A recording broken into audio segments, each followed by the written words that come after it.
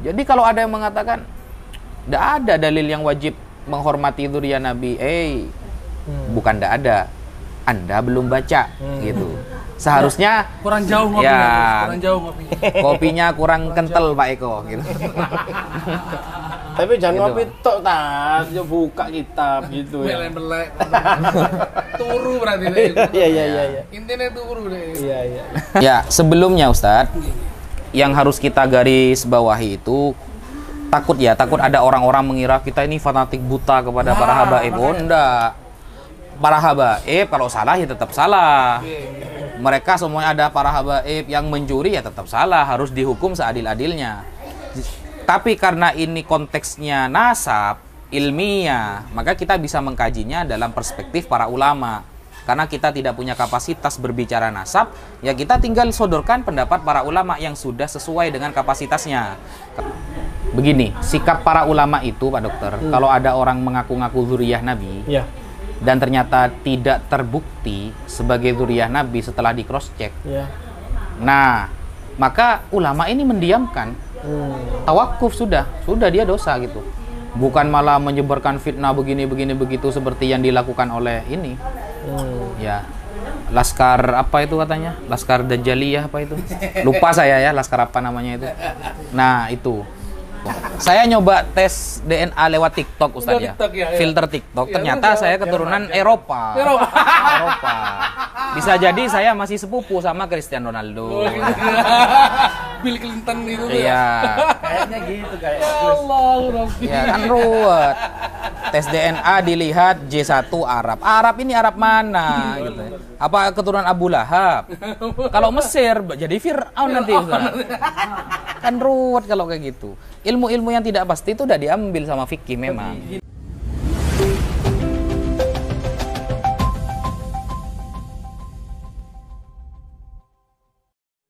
Assalamualaikum warahmatullahi wabarakatuh. Alhamdulillahirabbil alamin wassalatu wassalamu ala asrofil anbiya'i wal mursalin wa ala alihi wa sahbihi ajmain.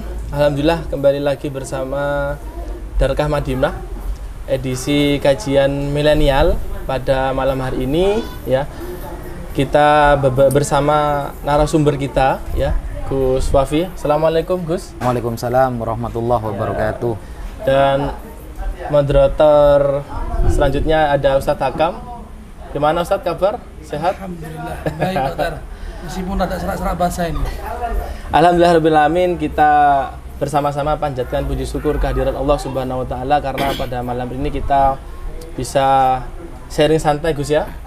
Sharing santai, kita bisa berdiskusi santai tentunya dengan tema-tema yang menarik pada malam hari ini, malam Jumat ya, dan insyaallah mudah-mudahan acara pada malam hari ini mendapatkan keberkahan dari Allah Subhanahu wa taala. Amin. Nah, jadi pada edisi malam ini Gus ya. Ya. Mungkin kita sharing nih Gus ya. Sharing yang mungkin lagi rame ya, lagi mungkin sedang banyak dibahas, dan tentunya bagi saya orang awam ya, saya mungkin hanya bisa husnudzon Gus, bisa berbaik sangka dan saya berusaha untuk cinta ya.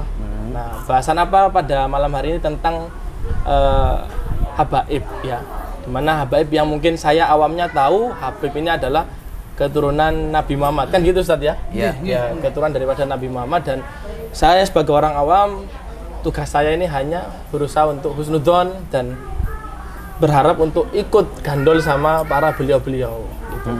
Karena yang saya tahu, dengar-dengar dari almarhum Habib Abdurrahman misal, bahwa mahabbah itu adalah suatu hidayah khusus dan mungkin tidak semua orang dapat, tidak semua orang punya, dan itu yang mungkin saya dan mungkin barangkali Ustaz Hakam tadi ya awal-awal iki mek nunut ya. Gandol itu. Ya apa engko selamat kan gitu ya. Harapannya kita semuanya bisa selamat dunia dan akhirat. Nah, ngobrol-ngobrol, ngomong-ngomong masalah habaib Gus ya. Iya. Ini gimana? Karena saya juga di Pasuruan ini tahun 2017 nikah sama orang Pasuruan, terus mertua juga mengenalkan saya dengan habaib, dan saya senang, saya cinta, ya sudah sampai sekarang pun saya senang sama dan cinta dengan habaib ya. Dan ini saya bukan memprovokasi orang-orang ya, ini bagi saya sendiri ya, mungkin orang punya pendapat lain silahkan, tapi saya berpandangan seperti itu Gus. Nah sebetulnya mungkin dulu itu gimana Gus gitu loh, habaib ini sebetulnya seperti apa, dan mungkin Habib sendiri itu artinya nopo ngoten nggih, awalnya seperti apa, dan ulama-ulama kita dulu ya, bagaimana cara beliau ini menyikapi ya, berinteraksi dengan habaib atau mungkin keturunan Nabi Muhammad Shallallahu Alaihi Wasallam. Monggo, gimana Gus? Biar mungkin ini awalan ya, kita awalan ya, dan mungkin bisa nantinya bisa merefresh ya, kita bisa sharing terkait dengan seperti apa sih sebetulnya sejarahnya. Monggo Gus. Oke. Bismillahirrahmanirrahim. Assalamualaikum warahmatullahi wabarakatuh. Waalaikumsalam warahmatullahi wabarakatuh. Alhamdulillah wassalatu wassalamu ala Rasulillah Sayyidina Muhammad ibn Abdillah wa ala alihi wa sahbihi wa man wala amma ba'd. Terima kasih kepada Bapak Dokter dan Ustadz Hakam yang sudah memberikan Al-Fakir waktu untuk sedikit menjelaskan mengenai silsilah ataupun sedikit sejarah mengenai para habaib dengan para ulama. Bagaimana mereka berdua berinteraksi, dan istilah habaib itu bagaimana, dan apakah fakta sejarah memang mengatakan bahwa mereka ini adalah salah satu cucu-cucu Nabi yang palsu, yang tidak bisa dipertanggungjawabkan secara ilmiah dan lain sebagainya. Mungkin itu nanti akan kita kaji secara bertahap gitu Ustaz ya. Betul Gus. Pelan-pelan Gus ya. Untuk ya pelan-pelan. Ada geplak ini ya. Ya, kita santai Ustaz. Iya. Siap. Pertama, di sini mohon maaf Pak Dokter, Al-Fakir sedikit meluruskan ungkapan Pak Dokter tentang husnudzon. Kita kepada para habaib itu percaya itu bukan husnudzon, tapi dzon. Kalau husnudzon itu sesuatu yang jelek tapi kita menganggapnya baik, seolah-olah seperti itu. Husnudzon, jadi seolah-olah itu masih remang-remang, baik apa tidak, tapi kita berusaha percaya baik ya. Kita kepada keturunan para habaib itu bukan husnudzon, tapi dzon. Dzon itu kalau dalam fikih itu keyakinan yang sudah mencapai 80 atau 90%. Ya. Kenapa saya tidak mengatakan yakin? Ya 100%, karena dalam teori ilmu fikih dzon itu sudah bisa dijadikan istidlal. Sudah bisa kita jadikan dalil untuk beribadah, untuk berfatwa, itu sudah bisa. Jadi dzon, minimal kita dzon kepada keturunan habaib ya, bahwa habaib ini adalah keturunan Nabi Muhammad Sallallahu Alaihi Wasallam. Nah, kalau kita meneliti tentang sejarah Ustadz Hakam dan Pak Dokter ya, sejarah itu justru kita akan banyak menemukan harmonis antara para ulama dengan keturunan Rasulullah. Kalau kita mau kaji dari istilah dulu ya. Istilah Habib. Istilah Habib ini mulai banyak dipakai kan di Yaman sebenarnya, yang diprakarsai oleh Al-Habib Umar kan, kemudian banyak digunakan. Itu cuma istilah. Al-Habib maksudnya Habibullah, orang yang dicintai Allah Subhanahu wa Ta'ala. Itu cuma hakikat urfi saja. Kalau secara ilmu bahasa itu ya cuma hakikat urfi, cuma panggilan. Tidak menutup kemungkinan saya boleh mengucapkan orang lain sebagai Habib dengan makna orang yang dicintai oleh Allah. Ketika saya sematkan kepada para ulama atau orang soleh ya, atau orang yang wara, orang yang zuhud, boleh. Nah, cuma waktu itu di Yaman memang banyak dipakai oleh para habaib yang sekarang. Ya, yang notabene-nya diprakarsai oleh Habib Umar kan waktu itu. Itu Habib Umar bin, nanti kita bahas secara detailnya. Kan katanya step by step. Makanya saya istilah dulu. Nanti kemana-mana kalau buru-buru ternyata. Nah, kemudian kita ambil dari istilah Habibnya dulu. Siapakah pertama kali yang mengatakan kata Habib kepada keturunan Nabi, kepada cucu Nabi? Orang yang pertama kali mengucapkan lafal Habib kepada cucu Nabi adalah sahabat Abdullah bin Abbas. Tertulis di dalam kitab Istijlabul Tiqa'il Ghuraf. Jadi kitab Istijlabul Tiqa'il Ghuraf ini ditulis oleh Al-Imam Al-Hafidh As-Sakhawi. Beliau hidup di abad ke-8 sampai ke-9.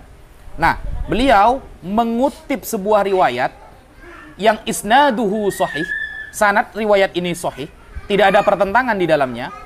Suatu ketika, sahabat Abdullah bin Abbas bertemu dengan cucu Nabi yang bernama Ali Zainal Abidin. Nah, ketika sahabat Abdullah bin Abbas bertemu dengan Ali Zainal Abidin, Apa kata sahabat Abdullah bin Abbas? Marhaban bil Habib ibnil Habib. Istilah Al-Habib kepada cucu Nabi sudah pernah diucapkan oleh sahabat Abdullah bin Abbas. Marhaban bil Habib.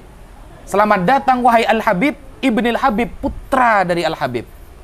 Kekasih Allah, putra dari kekasih Allah. Ali Zainal Abidin bin Al-Husain bin Ali, suami dari Sayyidah Fatimah binti Rasulullah sallallahu alaihi wasallam. Jadi kalau ada orang yang mengatakan, seumpama ada seseorang yang bernama Imaduddin Faqat Hadamaddin ya. Nah, dia mengatakan bahwa istilah Habib ini yang pertama kali mengucapkan adalah orang Yahudi. Karena orang Yahudi mengatakan nahnu abna'ullah wa ihibba'uh. Kami adalah anak-anak Allah dan habib-habibnya Allah. Ini cara istidlal yang salah dan tidak pernah diajarkan oleh para ulama fikih dan lain sebagainya. Cara beristidlal tidak seperti itu, Pak Dokter. Cara beristidlal kalau seperti itu berarti Abdullah bin Abbas Yahudi juga dong. Secara tidak langsung bisa murtad nanti itu. Ya. Makanya di kitab Sulam Taufik yang mereka ingkari itu, padahal di sana sudah dijelaskan dan sekarang terjadi banyak orang yang kufur gara-gara ucapannya tapi dia tidak merasa. Kalau dia sudah keluar dari Islam. Sulam Taufik, kitab yang mungkin dikaji bagian anak ibtidah itu. Di sana sudah diwanti-wanti akan banyak nanti orang yang kafir, murtad, keluar dari Islam gara-gara ucapannya tapi dia tidak merasa kalau dirinya sudah keluar dari Islam. Nah, kalau mantik semua konsep seperti istilah Habib itu Yahudi, padahal sahabat Abdullah bin Abbas loh yang mengatakannya. Dan sahabat Abdullah bin Abbas ini, Pak Dokter, salah satu orang yang sering didoakan baik oleh Nabi Muhammad. Suatu ketika Nabi Muhammad itu sholat berdua dengan sahabat Abdullah bin Abbas. Nabi Muhammad menarik tangan sahabat Abdullah bin Abbas dan mensejajarkan barisannya dengan beliau. Sholat berdua. Ketika sudah takbiratul ihram, ternyata sahabat Abdullah bin Abbas mundur sedikit. Padahal sudah dilurusin kan? Ternyata mundur sedikit.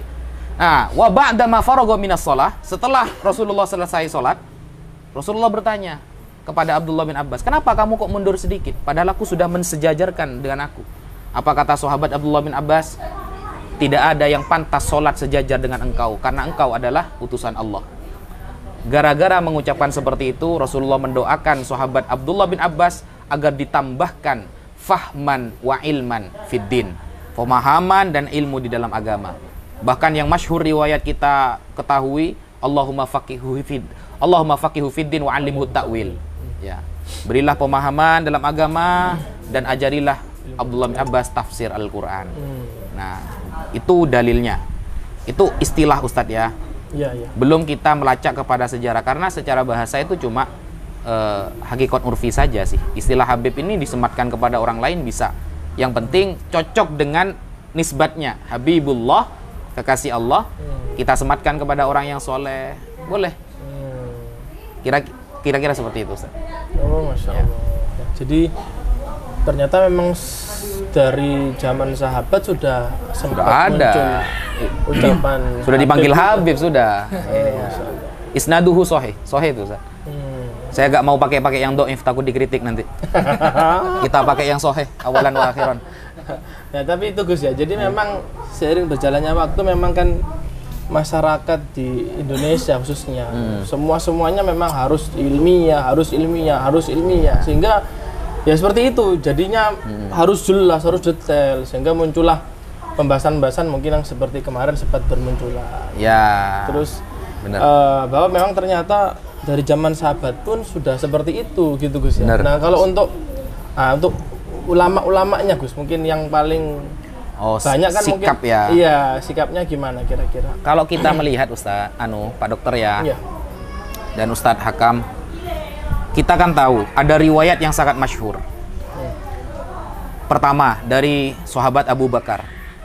Sahabat Abu Bakar As-Siddiq mengatakan, "Urkubu Muhammadan fi ahli baitih." Jagalah martabat Nabi Muhammad dengan kita memuliakan keturunannya, zuriyahnya, ahlul baitnya. Karena ahlul bait ini termasuk zuriyah. Kata siapa? Al-Imam Al-Ajurri. Dan juga banyak ulama yang sepakat dengan beliau. Termasuk zuriyah itu adalah, termasuk ahlul bait adalah zuriyah. Dan itu juga disebutkan oleh Al-Imam As-Sakhawi dalam kitab Al-Istijlab barusan. Nah, kemudian sahabat Abu Bakar, sahabat Umar, ketika melihat Sayyidina Abbas masuk Islam, apa kata Sayyidina Umar? La islamuka yauma aslamtah Ahabbu ilayya min islamil Khattab. Kamu masuk Islam wahai Abbas, lebih aku sukai daripada ayahku Al-Khattab yang masuk Islam. Kenapa? 5. Karena kalau ayahku masuk Islam, Nabi Muhammad gak senang. Tapi kalau kamu, karena kamu adalah paman dari Nabi Muhammad, maka Nabi Muhammad senang. Maka aku lebih senang kamu yang masuk Islam daripada ayahku. Nah, kesenangannya itu lebih tinggi ketika Ahlul Bait Nabi yang masuk Islam daripada ayahnya sendiri. Nah, ini menunjukkan bahwa kecintaan Sayyidina Umar, apakah kita menyaksikan keilmuan beliau? Apakah kita menyaksikan khidmah dan amaliyah Sayyidina Abu Bakar? Bahkan Rasulullah mengatakan, innallaha ja'alal haqqa ala lisani Umar wa qalbih. Allah telah menjadikan kebenaran dari lisan Umar dan hatinya. Sayyidina Umar menomorduakan ayahnya ketika melihat Ahlul Bait yang masuk Islam, yaitu sahabat Abbas. Kemudian sahabat Zaid bin Thabit. Suatu saat sahabat Zaid bin Thabit setelah baru selesai mensolati jenazah. Ada sahabat Abdullah bin Abbas yang beliau notabene-nya termasuk Ahlul Bait juga, keluarga Nabi. Sahabat Abdullah bin Abbas mau memegang tali kuda atau untanya sahabat Zaid bin Thabit. Kalau kita sekarang itu andaikan ada kiai, ada sepeda motor, kita nuntun. Nah, penghormatan ya. Kendaraan seorang kiai dituntun oleh santri kan merupakan penghormatan. Nah, unta atau kuda milik Zaid bin Thabit mau dituntun oleh sahabat Abdullah bin Abbas.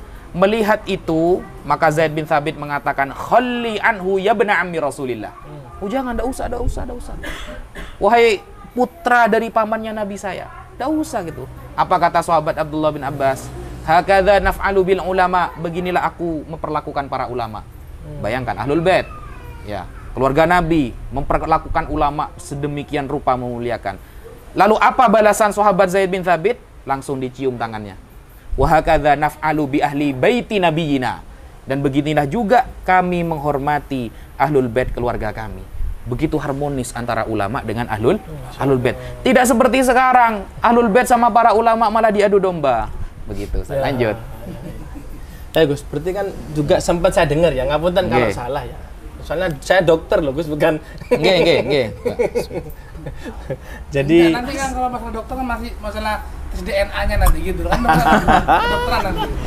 Jadi saya juga kan pernah dengar, Gus, ceramahnya salah satu ulama bahwa memang kan Nabi juga pernah mendoakan Sayyidina Ali sama Sayyidah Fatimah ya. Berikan Sayyidina Ali dan Sayyidah Fatimah ini keturunan yang bagus dan banyak gitu loh, Gus. Berarti kan memang harusnya keturunan Nabi ini ya ada banyak dan bagus kan begitu, Gus ya. Dan kenapa kok ternyata juga masih banyak yang mungkin masih meragukan, atau mungkin yang sudah saya sampaikan tadi kan harusnya mungkin sudah banyak tertera juga kan ya di cerita di hadis atau di mana. Nah, itu menurut jenengan bagaimana berarti seharusnya kita ini menyingkapi yang memang ternyata cerita ini ternyata sudah jelas gitu, Gus? Begini, Pak Dokter.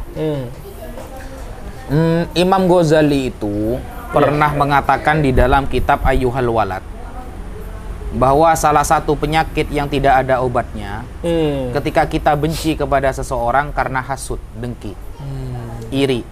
Semakin kita benar, maka semakin salah menurut mereka. Semakin kita sampaikan berbagai dalil, maka semakin hitam hati mereka. Jadi ya hanya hidayah yang bisa menyembuhkan penyakit fi qulubihim maradun itu. Hanya itu, Ustaz. Jadi bayangkan Imam Ibnu Hajar. Al-Imam Ibnu Hajar Al-Haytami punya kitab namanya Al-Qaulul Mukhtasar fi Alamatil Mahdi Al-Muntadhar, tentang tanda-tanda Imam Mahdi. Imam Mahdi itu jelas, Ustaz, keturunan Nabi, Ahlul Bait Nabi. Kalau ada orang yang mengatakan keturunan Nabi bukan Ahlul Bait, tertolak dengan riwayat ini. Al-Imam Ibnu Hajar mengatakan, Al-Haytami dalam kitabnya Al-Qaulul Mukhtasar fi Alamatil Mahdi Al-Muntadhar, secara tegas dengan lafaz waqad tawatarat al-akhbar, sudah mutawatir hadisnya. Wastafadat bi kathrati riwayatiha, riwayatnya sudah banyak diketahui. Anil Mustafa sallallahu alaihi wasallam, langsung dari Nabi Muhammad sallallahu alaihi wasallam.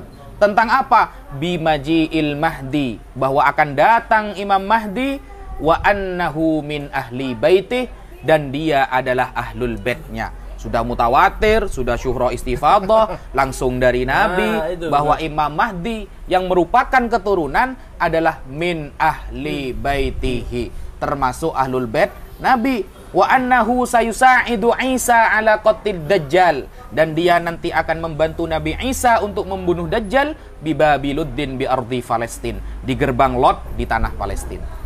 Jadi kalau ada yang mengatakan tidak ada dalil yang wajib menghormati dzurriyyah Nabi, bukan tidak ada, Anda belum baca gitu. Seharusnya kurang jauh ngopinya, ya, kurang jauh ngopinya. Kopinya kurang kental Pak Eko gitu. Tapi jangan ngopi tok ya buka kitab gitu ya. Belek-belek. Turu berarti. Iya. Intinya turu deh. Iya. Berarti memang pentingnya kita akhlak ya Gus ya, akhlak belajar ya, akhlak belajar dan menyikapi segala sesuatunya harus dengan bijak dan harus hati-hati, apalagi memang ini kan sesuatu yang mungkin apa ya, kita sudah di akhir zaman, jadi haruslah kita ini dengan ya harus apalagi, mendekat dengan orang-orang soleh, dengan orang-orang soleh, apalagi juga yang disampaikan panjenengan sudah apa tadi, mutawatir ya Gus ya, sudah mutawatir, istifadah seperti itu ya. Nah ini mungkin agak dalam dikit Gus ya. Jadi mungkin kalau saya juga sempat dengar juga bahwa memang Nabi Muhammad juga kan pernah, yang mungkin tadi sempat jenengan sampaikan bahwa istilah Habib itu juga awalnya dulu dari yang disebut dengan Habib Umar kan begitu Gus. Yang mungkin yang sempat saya dengar juga memang dari Yaman kan begitu, bahwa Nabi pun juga pernah, atau saya dengar juga mendoakan negeri Yaman. Berarti kan sebetulnya kan ada sesuatu yang mungkin ya negeri ini memang negeri yang mungkin barokah gitu Gus ya, dengan penuh ilmu ya. Ya selain Mekah, Madinah kan seperti itu Gus. Bahkan mungkin ada beberapa, mungkin apa istilahnya, Wes Al-Qarni kalau tidak salah dari Yaman Gus ya, yang mungkin tidak sempat bertemu dengan Rasulullah. Nah, itu mungkin nanti kalau ada yang salah ngapunten mungkin bisa dikoreksi. Nah itu bagaimana Gus gitu loh. Kan mungkin yang sempat saya dengar juga di luar itu kan mesti selalu nyebutnya Yaman nah, seperti itu. Nah, menurut panjenengan gimana gitu ini? Gus, sebelum dijawab.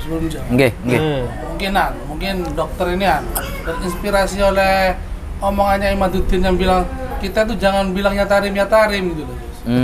Ya jatim kan katanya ya. Imatnya kan bilang gitu kemarin itu. Jangan bilang ya tarim, jadi suruh bilang kepulauan kita sendiri. Ya jatim gitu ya. Ya jatim, Jawa Barat gitu. Mungkin dari itu. Ada apa di tarim itu? Mungkin pertanyaannya dokter seperti itu, tapi kayaknya terlalu halus gitu. Apa kayak gitu dokter?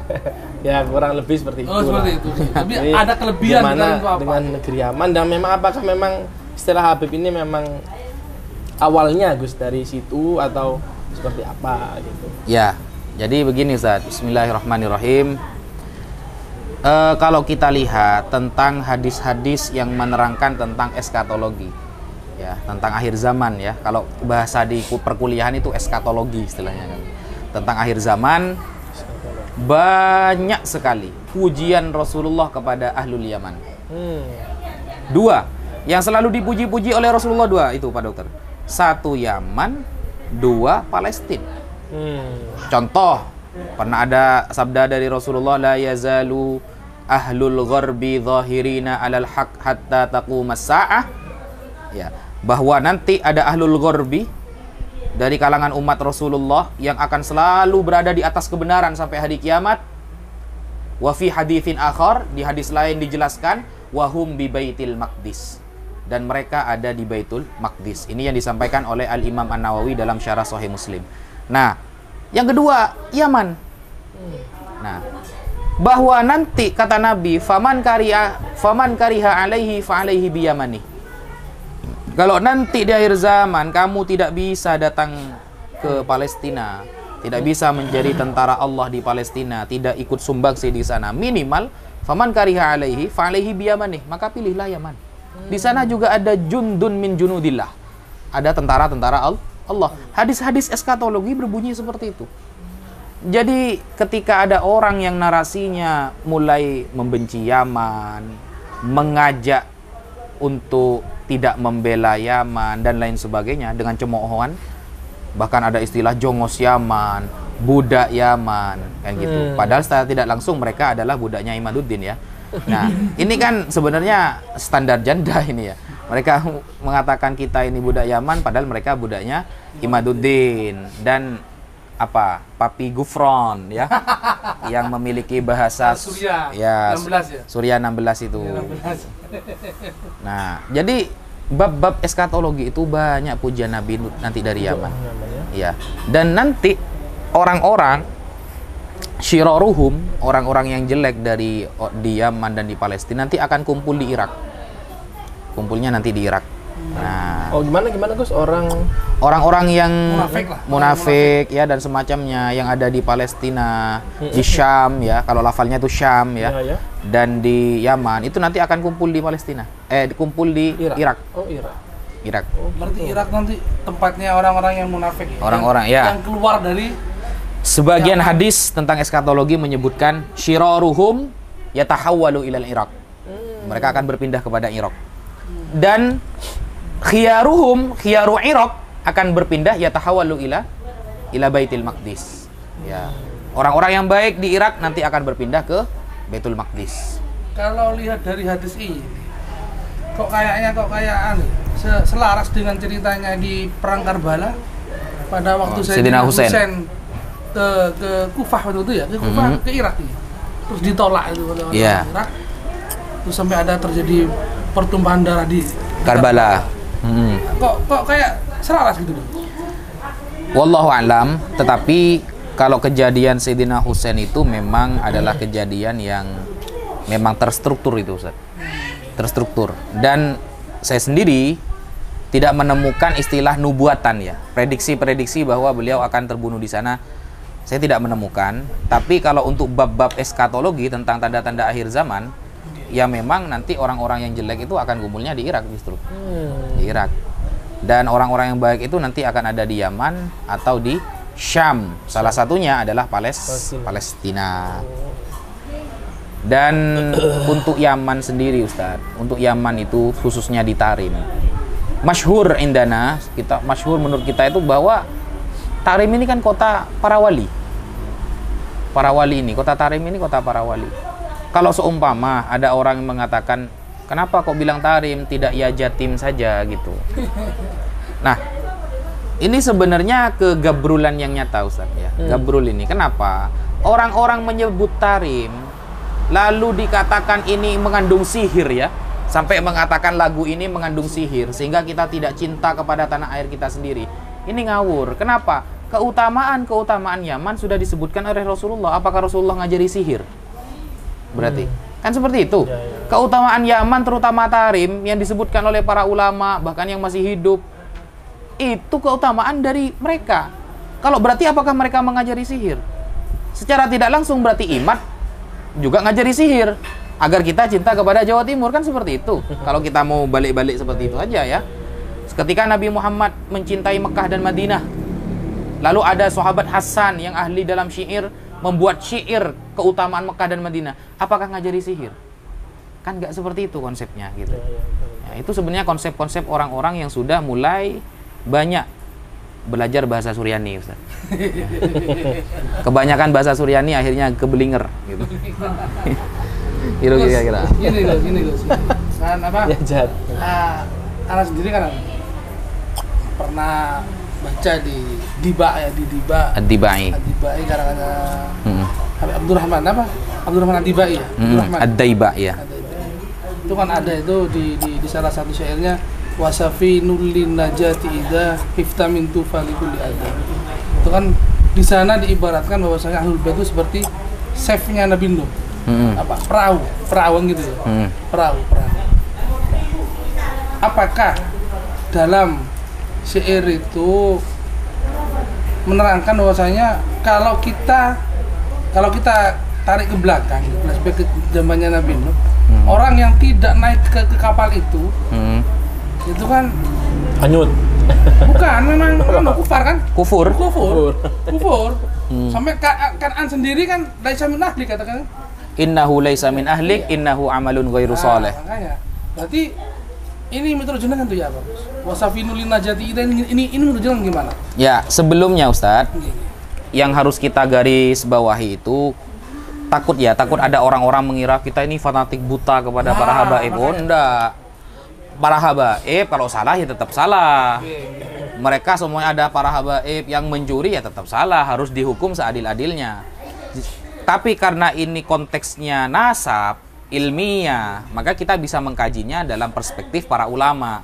Karena kita tidak punya kapasitas berbicara nasab, ya kita tinggal sodorkan pendapat para ulama yang sudah sesuai dengan kapasitasnya, kapasitas ilmunya. Nah, andaikan toh nanti di rumah kita ada habaib, ya, yang mohon maaf berakhlaknya buruk, sangat ingin dihormati tapi tidak mau menghormati orang lain, ya tidak boleh kita ikuti, tidak boleh. Kita itu mencintai, menghormati, tapi ketika salah kita tidak boleh mengikuti. Contoh, ada salah satu habaib seumpama datang ke rumah kita, masuk ke rumah tanpa bilang assalamualaikum, kemudian masuk ke kamar. Nah, itu wajib kita tegur, wajib kita luruskan, gitu. Tapi rasa cinta dan mahabbah kita justru kita ekspresikan dengan cara menegur beliau. Karena kalau beliau tidak ditegur, akan ada mafsadah yang lebih besar. Oke lah, kita tahu beliau ini adalah keturunan Rasulullah. Orang lain yang tidak tahu kebesaran derajat zuriyah Nabi pasti akan menentang. Lu masa keturunan Nabi seperti ini? Ada yang bilang seperti ini, Ustaz. Kalau memang mereka keturunan Nabi, tidak mungkin mereka melakukan begini loh. Sejak kapan ada keturunan Nabi maksum dari dosa? Kan tidak ada, Ustaz. Ada yang mengatakan begitu. Kalau memang keturunan Nabi, tidak mungkin mereka ini hanya jualan minyak, hanya jualan sarung loh. Sejak kapan ada dalil kalau keturunan Nabi harus jualan kapal perang? Ya. Ada sejak kapan? Ya, sejak kapan kalau keturunan Nabi harus jualan nasi goreng seumpama? Kan tidak ada juga gitu. Bahwa mereka ini salah perspektif gitu. Dikira kalau keturunan Nabi itu harus perfect dalam segala hal. Tidak, mereka itu sama seperti kita, tapi di dalam diri mereka ada darah Rasulullah Shallallahu Alaihi Wasallam. Sehingga ketika mereka salah, ya wajib kita luruskan. Kita tidak boleh fanatik buta. Kalau ada habaib yang masih muda, jangan terlalu dihormati sehingga dapat membuat dia lalai untuk belajar agama, untuk berjihad, untuk amar ma'ruf nahi mungkar. Kadang Ustaz, kita harus jujur. Kadang habaib yang muda kalau terlalu mendapatkan sanjungan, ya, mereka lupa dengan belajar. Mereka tersanjung dengan sanjungan itu, sehingga lupa untuk menjadi contoh kepada umat. Sebagian oknum, Ustaz, ya, nggak semua. Karena rata-rata yang saya lihat justru baik-baik semua, gitu. Karena ketepatan yang nakal-nakal ini ketemunya sama Imaduddin, gitu. Apes terus Imaduddin ini. Giliran ketemu habaib, ketemunya yang agak helap gitu loh. Padahal saya sendiri tidak pernah ketemu kayak gitu. Ya mungkin ada 1-2 itu pun jarang gitu. Ya, jarang. Jadi seperti itu. Sehingga tidak ada istilah kalau keturunan habaib itu semuanya maksum, terjaga dari dosa. Nggak ada. Kan'an saja anaknya Nabi Nuh ketika tidak ikut kapal, kata jenengan tadi, innahu laisa min ahlik, dia bukan lagi keluargamu wahai Nuh, innahu amalun ghairu sholih, karena dia tidak soleh, tidak mengerjakan apa yang diperintahkan Allah Subhanahu wa ta'ala. Kira-kira begitu, Ustaz. Terus apa lagi tadi, Ustaz? Ya itu. Ada Pak.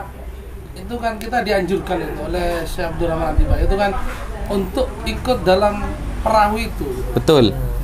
Maksudnya perahu-perahu ini kan jelasnya kan kalau yang nggak ikut perahu itu berarti kan kayaknya kan sudah di luar garis thariqah kita gitu. Ya. Dan thariqah Ahlussunnah wal Jamaah maksudnya gitu. Betul. Dan sejauh ini tidak bisa kita pungkiri, Ustaz. Orang-orang yang berpegang teguh kepada Ahlussunnah dari zuriyah Rasulullah itu rata-rata Ba'alawi, Ustaz. Ba'alawi kan? Ulama-ulama Ba'alawi ini banyak sekali. Dari kalangan Ba'alawi itu banyak sekali. Yang menjadi mufti di Yaman bergelar Jamalul Lail, menjadi mufti di Mekah dan Madinah bergelar Jamalul Lail ada. Menjadi mufti di Yaman ada. Bahkan menjadi ulama di Indonesia banyak banget. Nah, yang benar-benar menjaga Ahlussunnah wal Jamaah banyak. gitu. Nah, karena memang mereka ini torikohnya adalah torikoh yang memang benar-benar sambung sanadnya kepada Rasulullah, maka badainya besar, Ustaz. Nah, orang-orang yang tidak ikut beliau, orang-orang keturunan Rasulullah dari kalangan Ba'alawi, yang ahlus sunnah ya, saya garis bawahi yang ahlus sunnah, maka mereka kita lihat dulu, apakah mereka tidak ikut karena memiliki torikoh lain, sehingga mereka bisa berijtihad, oke. Ya. Atau mereka itu tidak ikut karena menentang. Kalau karena menentang, maka kita berlepas tangan. Kita katakan dia itu bisa jadi bukan bagian dari ahlus sunnah wal jamaah. Tapi kalau mungkin karena memiliki ijtihad sendiri, karena sekelas Sayyid Muhammad, Ustaz. Sayyid Muhammad bin Alwi al-Maliki mengakui Ba'alawi. Kita itu levelnya, kita mungkin Sayyid Muhammad. Kita bertahun-tahun jadi orang Islam. Ada berapa hadis yang kita hafal sanadnya dari kita sampai Rasulullah? 2 mungkin nggak nyampe, Ustaz. Nah, Sayyid Muhammad setingkat beliau yang terkenal muhaddis saja seperti itu mengakui. Syekh Yasin bin Isa Al-Fadani yang disebut dengan Musnidud Dunya, ahli sanad sedunia itu, nah, mengakui. Imam Nawawi Banten mengakui. Syekh Hashim Asy'ari mengakui. Apakah mereka tidak lalu didatangi Rasulullah? Kiai Hashim Asy'ari itu bukan keturunan Nabi itu, kamu salah itu. Tidak ada tuh. Dari dulu para ulama yang mimpi Nabi bahwa Ba'alawi bukan keturunan Nabi, yang ada malah Fuad Pleret sama temannya itu. Baru 2023 mereka mimpi Nabi kalau Ba'alawi ternyata bukan keturunan Nabi. Seharusnya yang mimpi itu Syahid Murtado Az-Zabidi, Imam Ibnu Hajar, Sayyid Muhammad bin Alwi al-Maliki, Syekh Yasin bin Isa Al-Fadani, itu seharusnya yang mimpi, bukan mana temennya Fuad Pleret gitu. Bukan yang mana goyang-goyang itu ya. Iya. Seharusnya Nabi sudah dari dulu mimpi kepada para ulama, karena kebohongan ini tidak boleh bertahan beribu-ribu tahun. Begitu. Berarti gini, Ustaz, kalau kita lanjutkan syair tadi kan ada wa amitna fi thariqatihim gitu kan ya. Ya. Berarti kan dalam thariqah ini adalah thariqahnya Ahlul Bait. Iya. Gitu ya? Yang ahlus sunnah. Yang ahlus sunnah, Ya. ahlus sunnah wal jamaah. Di sini kan gini, Ustaz. Ketepatan kan kalau kita memang kalau kita kaji yang ada di Indonesia itu memang dari kalangan Ba'alawi yang Betul. lain sama dengan di Syria macamnya kan. Kalau di mana, di daerah mana, ya Allah lebih Maroko mungkin. ya Maroko lebih itu ke kan banyak Al-Hasani yang ya. Al-Hasani. Ya. ini maksudnya yang awal ambil nafi thariqatihim ini kan thariqah yang ahlul bait yang memang dzurriyyah, ndak mandang bulu berarti Ustaz ya. Ndak mandang bulu, ndak mandang itu Ba'alawi, ndak mandang itu Al-Hasani dan segala macamnya. Pokok yang thariqahnya Ahlussunnah Wal Jamaah. yang dibawa oleh Dzurriyyah Rasulullah. dzurriyyah Rasulullah. Apakah seperti itu? Iya, betul Ustaz. Karena gini Ustaz, kalau kata orang Madura, Bismillahirrohmanirrohimnya kita 1000 kali sama dengan 1 kalinya para habaib, kan gitu Ustaz. Nah, makanya istidadul ittiba ya. Jadi kita harus benar-benar mengikuti mereka. Fi thariqatihim, di jalan mereka itu memang benar-benar sangat dianjurkan dan sangat diperhatikan. Kenapa? Dan khususnya Ahlussunnah saja, karena di Indonesia sebagian ada yang Syiah Ustaz. Itu yang harus kita hindari, karena sebagian Ba'alawi ada yang terpapar Syiah. Dalam hal ini kita yang menghormati tapi kita tidak boleh taat. Makanya selalu kita garis bawahi yang ahlus sunnah. Nah, sehingga betul kata jenengan Ustadz Hakam, kita harus benar-benar mengikuti thariqah mereka. Persis seperti apa yang disampaikan oleh Rasulullah. Apa kata Rasulullah? Khairukum qarni. Paling baiknya kamu di zamanku. Tsummal ladzina yalunahum. Kemudian zaman setelah aku, berarti zaman sahabat. Tsummal ladzina yalunahum, sahabat, tabi'in dan tabi'in. Ya. Kemudian zaman tabi'in. Lah, Ali Zainal Abidin, Musa Al-Kazim, Ja'far bin Muhammad As-Sadiq dan lain sebagainya. Itu kan ada di sini. Tsummal ladzina yalunahum, tsummal ladzina la yalunahum. Tapi kemudian nama mereka diambil oleh orang-orang Syiah, dijadikan imam mereka, seolah-olah imam ini mendukung ajaran Syiah. Padahal tidak seperti itu. Kita tidak akan pernah menemukan riwayat dari Ja'far bin Muhammad As-Sadiq yang membela ajaran Syiah. Tidak ada. Ya. Mereka hanya mengaku-ngaku saja. Sehingga untuk mengikuti torikotihim kata jenengan itu memang benar-benar sudah dinisbatkan, sudah disahkan, sudah dilegalkan, sudah sejak dulu zaman Rasulullah, dan prediksi Rasulullah tidak akan pernah salah, Ustaz. Prediksi Rasulullah tidak pernah salah. Gitu. Ya gampangannya begini, Ustaz. Rasulullah kan pernah bilang begini, inna ummati lan tajtami ala dhalalah. Nah, umatku tidak akan bisa, tidak akan pernah tersesat berjamaah semuanya gitu. Gak mungkin, Ustaz. Kita se-Indonesia semua tertipu berabad-abad, gak mungkin. Inna ummati lan tajtami ala dhalalah, kata Rasulullah. Gak mungkin umatku ini bersepakat kepada kesesatan. Wa yadullahi alal jamaah, dan pertolongan Allah ini ada pada al-jamaah. Yang mayoritas ulama, Imam Ibnu Hajar, Yusuf An-Nabhani, kemudian Sayyid Murtadha Az-Zabidi, As-Samarqandi, As-Sakhawi, semuanya itu. Tidak mungkin umat Rasulullah ini mayoritas ini. Justru Ustaz, apa kata Rasulullah? Inni la akhsha alaikum an tusyriku ba'di. Aku dah khawatir kalian umatku akan syirik setelah aku mati. Nabi Muhammad sudah memprediksi semakin hari umat Islam akan semakin besar. Tetapi kata Rasulullah, walakin akhsha alaikumud dunya imaduddin. Gitu. Yang aku takutkan atas kalian adalah dunia, gitu. Antanafasu fiha fataktatilu. Kalian berlomba-lomba sampai saling membunuh. Ini bukti. Imaduddin faqad hadamaddin wa ala alihi wa ashabihi wa man tabi'ahum bisu'in ila yaumiddin ini kena dunia, Ustaz. Dunia. Yang dikhawatirkan Nabi walakin akhsha alaikumud dunya ini benar. Gitu. Tapi ingat, ummati tidak akan pernah bersepakat kepada kesesatan. Mereka akan tetap menjadi minoritas. Saya yakin itu. Begitu, Ustaz. Itu sudah prediksi dari Rasulullah. Sudah itu. Aman itu, Ustaz. Terus gini lagi, anak pernah dengar. Anak pernah dengar. Tapi apa? Sekilas dengar sekilas. Dengar hadis. Tapi cuma sekilas. Oke. Itu pada waktu Sayyidatuna Fatimah, pada waktu sebelum nikah sama Sayyidina Ali. Oke. Itu di hadis itu diterangkan bahwasanya malaikat Jibril sudah ngasih tahu kepada Rasulullah. Oke. Bahwasanya mungkin kalau jenengan mungkin dijelaskan hadis itu. Nah, bahwasanya malaikat Jibril sudah ngasih tahu kepada Rasulullah bahwasanya Siti Fatimah ini sudah dijodohkan oleh Allah kepada Sayyidina Ali. Makanya malaikat Jibril ngasih penawaran ke Rasulullah untuk ngasih mas kawin apa. Siti Fatimah minta mas kawin apa? Gitu loh, Ustaz. Terus Rasulullah manggil Siti Fatimah untuk minta mas kawin apa. Makanya Rasulullah bilang, sampean itu sudah akan dijodohkan oleh Allah kepada Sayyidina Ali, dan Allah menawarkan untuk mas kawin apa yang sampean pinta. Makanya Siti Fatimah bilang, Nabi bilang, apa surga dan isinya atau dunia dan isinya. Terus Siti Fatimah bilang, pada waktu itu kan bilangnya gini, apakah anak sampean itu seharga itu ya Rasulullah? Nah, anak dengar hadis ini saya terus terang, pada waktu itu anak takut. Karena apa? Yang dipinta oleh Rasul, yang dipinta oleh Siti Fatimah itu adalah syafaat Nabi yang akan disebarkan ke umat-umat Nabi. Ya itu yang dipinta untuk menjadi mas kawin Siti Fatimah.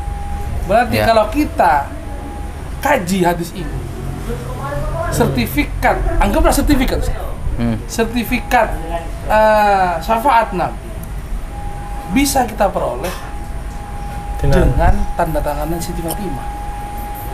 Oke. Itu apakah pernah dengar nggak hadis seperti itu? Ya, itu masyhur, tapi Al-Fakir tawakuf dengan sanadnya. Oh, gitu. Ya, Al-Fakir sendiri tawakuf. Tapi meskipun saya tawakuf, maksudnya itu saya diam, tidak berkomentar dulu, karena masih butuh penelitian yang lebih lanjut mengenai sanadnya. Tetapi untuk makna itu banyak yang menguatkan, Ustaz. Makna yang tersirat bahwa kita harus menghormati Ahlul Bait Nabi, keturunan Nabi itu ada itu.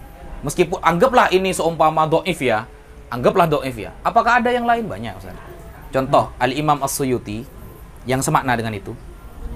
Al-Imam As-Suyuti itu punya kitab namanya Al-Jami As-Saghir. Ditambahkan Al-Imam Nuruddin Al-Haythami punya kitab namanya Al-Majma' Zawaid. Ada hadis hasan sahih bahwa apa kata Rasulullah, khairukum li ahli min ba'di. Paling baiknya kalian yang paling baik kepada keluargaku setelah aku mati. Bayangkan Ustaz. Gitu. Yang paling baik kepada keluargaku Ahlul Bait Nabi setelah aku mati, itu titelnya adalah khairukum. Kan semakna dengan riwayat Fatimah Ustaz. Semakna. Bayangkan sampai Sayyidina Umar saja, ayahnya di nomor 2 kan melihat sahabat Abbas masuk Islam. Sahabat Abbas itu kan masih anggaplah bukan darah daging Rasulullah. Iya, paman kan? Paman. La islamuka yauma aslam ta'ahabbu ilayya min islamil Khattab, kata beliau. Daripada ayahku masuk Islam, saya lebih senang kamu karena menyenangkan Rasulullah. Itu. Ini kan apakah Sayyidina Umar kurang cerdas untuk menyingkapi Ahlul Bait kan gitu. Padahal kan daunnya Sayyidina Umar tuh sering senada dengan Al-Qur'an, kan, yuwafiq bil Qur'an ya. Sering-sering senada dengan daunnya Rasulullah. Benar. Iya. Terus gini lagi. Kalau memang seperti itu, kan dan lagi kan kadang-kadang gini, Ustaz. Kadang-kadang gini. Ustaz, saya izin rokokan ya. Monggo Fadol. Apa mau saya barengi Ustaz? Oh, iya, Biar siap. Ini sudah mulai pahit, guys. Sudah mulai sepaneng. Ya, gimana Ustaz? Ya, ini gini. Santai-santai aja Ustaz ya, ngobrol. Jadi gini. Kalau memang seperti itu, kadang-kadang ada orang yang ngomong seperti ini. Ada yang ngomong seperti ini. Ya iyalah, seperti itu kan manusiawi memang. Ya apa sih? Barang wong Siti Fatimah itu adalah putri Nana. Iya. Jadi manusiawi, prioritas lah. Omong-omong seperti ini prioritas itu kan berarti kan kayaknya Nabi itu udah adil gitu loh. Iya. Ya kan gitu kan. Kadang-kadang orang ngomong seperti itu. Ya prioritas lah orang itu anunya Nabi kok. Omongan seperti itu kan kayaknya kan Nabi gak adil gitu ya? Gak adil kan gitu kan. Apakah emang seperti itu gitu? Berarti jarang ngaji usul fikih itu Ustaz. Oh gitu ya. Di usul fikih itu dikatakan begini. Ini kalau saudara rokokan keluar semua dalilnya itu. Di usul fikih dikatakan seperti ini. Syekh Dr. Dawudi punya kitab namanya Usul Fikih. Beliau mengatakan kalimat yang saya yakin ini disepakati semua ulama. Idza ta'arada baina fi'lin nabi wa qawlihi faqaddima qawluhu bi ayyahtamila fi'luhu ala khususiyatihi. Ketika seolah-olah bertentangan antara perkataan Nabi dan pekerjaannya, maka kita pilih perkataannya. Kenapa? Karena bisa jadi pekerjaannya khusus untuk Nabi. Al-Qur'an memerintahkan kita nikah hanya cukup 4, tapi Nabi 9. Loh, kok udah adil? Kok udah ikut Quran Nabi? Ya, maka kita harus mengikuti ucapannya karena ucapannya untuk umat, pekerjaannya bisa jadi itu khusus untuk Nabi. Khususiat Nabi, kehususan yang dilakukan dan diperbolehkan hanya untuk Nabi ini bukan hanya berlaku di zaman Islam saja. Sudah sejak dulu zaman Nabi Musa, kemudian zaman Nabi Isa. Contoh, Nabi Yakub punya 12 anak laki-laki. Ada satu perempuan bernama Dinah. Kemudian Nabi Yakub punya 12 anak laki-laki, salah satunya seperti Nabi Yusuf, Ruben, Lewi, Yehuda, Binyamin, dan lain sebagainya. Nah, khusus keturunan Lewi gak boleh nikah campur. Kenapa? Jadi ulama, jadi ustadz-ustadz lah kalau sekarang itu. Makanya Nabi Musa dan Nabi Harun, nabinya orang Yahudi, itu adalah keturunan Lewi. Musa bin Imran bin Azir bin Kohif bin Azir bin Lewi bin Ishak bin Ibrahim alaihissalam. Nah, bin Lewi bin Yakub bin Ishak bin Ibrahim alaihissalam. Nah, itu kehususan. Sudah wajar kehususan bagi para nabi itu. Namanya nabi, orang pilihan. Gitu. Kecuali yang dari Bogor, Ustaz. Ada orang namanya Tukimin. Ngaku nabi. Masa kita mau bicara Allahumma sholli ala Sayyidina Tukimin? Kan kayaknya. Ya, kalau namanya nabi punya kelebihan Nabi Ustaz. Biasa. Jadi kalau ada pertentangan ya kita ikut syariatnya. Makanya Nabi ketika mengatakan lau kanat binti Fatimah sarqat laqata'tu yadaha. Ya. Ini sering dijadikan dalil Ustaz. Ya. seolah-olah mau mendiskreditkan Ahlul Bait, ya, mendiskreditkan Sayyidah Fatimah. Loh, Nabi lo bilang Sayyidah Fatimah andaikan mencuri, ya. Mencuri kan, Andaikan mencuri, akan aku potong sendiri. Yang pertama, Nabi ngajari adil kepada kita. Dan buktinya Sayyidina Umar, putranya yang bernama Abdurrahman Al-Ausad, ketika melakukan berzinahan, Sayyidina Umar sendiri yang mencambuk dia di depan masyarakat. Sampai 100 kali cambukan. Menunjukkan keadilan. Tapi ingat, kalimat Nabi pakai lau imtinaiyah, tidak terjadi itu, Ustaz. Cuma andai saja gitu. Ya. Mungkin gitu, Ustaz. Pak Dokter. Jadi memang kadang kalau di kehidupan sehari-hari, Gus, ya, kadang kita ya adalah mungkin menemui beberapa orang yang mungkin mengaku sebagai habaib atau apa. Berarti sikap kita kan benci tidak boleh, Gus, ya. Iya. Jadi sikap para ulama itu, Pak Dokter, kalau ada orang-orang yang mengaku keturunan Nabi, mengaku sama ulamanya atau sama masyarakat bahwa saya ini habaib, bahwa saya ini misal seperti itu gitu loh, Gus. Iya, jadi begini, sikap para ulama itu, Pak Dokter, kalau ada orang mengaku-ngaku zuriyah Nabi, dan ternyata tidak terbukti sebagai zuriyah Nabi setelah di cross check, nah, maka ulama ini mendiamkan, tawakuf sudah dia dosa gitu, bukan malah menyebarkan fitnah begini begitu seperti yang dilakukan oleh ini, ya. Laskar apa itu katanya? Laskar Dajjaliyah apa itu? Lupa saya ya, laskar apa namanya itu. Nah, itu. Jadi dulu kalau kita lihat di dalam kitab Sirru Silsilatin Alawiyah contohnya. Kalau ada orang mengaku keturunan Nabi, dulu itu dikonfirmasi dulu, Pak Dokter. A'anta min Husaini, am min Hasani, am Muhammadi, am Abbasi, am Umari. Kamu ini kalau mengaku keturunan Nabi dari jalur siapa? Hasankah? Husainkah? Abbaskah? Umarkah? Atau Muhammadi? Muhammad bin Al-Hanafiyah. Karena Nabi Sayyidina Ali pernah menikah dengan wanita selain Sayyidah Fatimah, punya anak namanya Muhammad bin Al-Hanafiyah. Dan beliau salah satu orang yang mensolati sahabat Abdullah bin Abbas ketika wafat. Nah, Muhammad bin Al-Hanafiyah dari jalur mana? Oh, saya mengatakan Husaini. Oh, dari Husain. Kalau dari Husain, falahu aqab. Husain ini punya beberapa keturunan, punya beberapa anak. Falahul abna. Kamu dari jalur yang mana? Oh, ana dari min Ali Zainal Abidin. Ali Zainal Abidin punya beberapa anak. Kamu dari jalur mana? Nah, itu ditanyakan terus sampai ayahnya. Baru kalau dikonfirmasi benar, nah maka dia tercatat sebagai Shahihun Nasab. Nah, Al-Imam Ibnu Inabah punya kitab namanya saya lupa ya nama kitabnya. Imam Ibnu Inabah ini punya kitab tentang nasab. Nah, beliau itu ketika menjelaskan tentang istilah-istilah nasab, ada istilahnya Shahihun Nasab. Apa Shahihun Nasab? Yaitu nasab yang dikonfirmasi oleh semua ulama nasabah. Tidak ada perbedaan. Yang kedua ada istilah Makbulun Nasab. Nasab yang diterima. Apa itu? Adalah ma thabata nasabuhu inda ba'din nasabin wa angkaruhu akhar. Ada sebagian ahli nasab mengakui nasabnya, ada sebagian yang menolak. Ketika ada perbedaan pendapat, maka namanya makbulun nasab. Nasabnya masih diterima, makbul.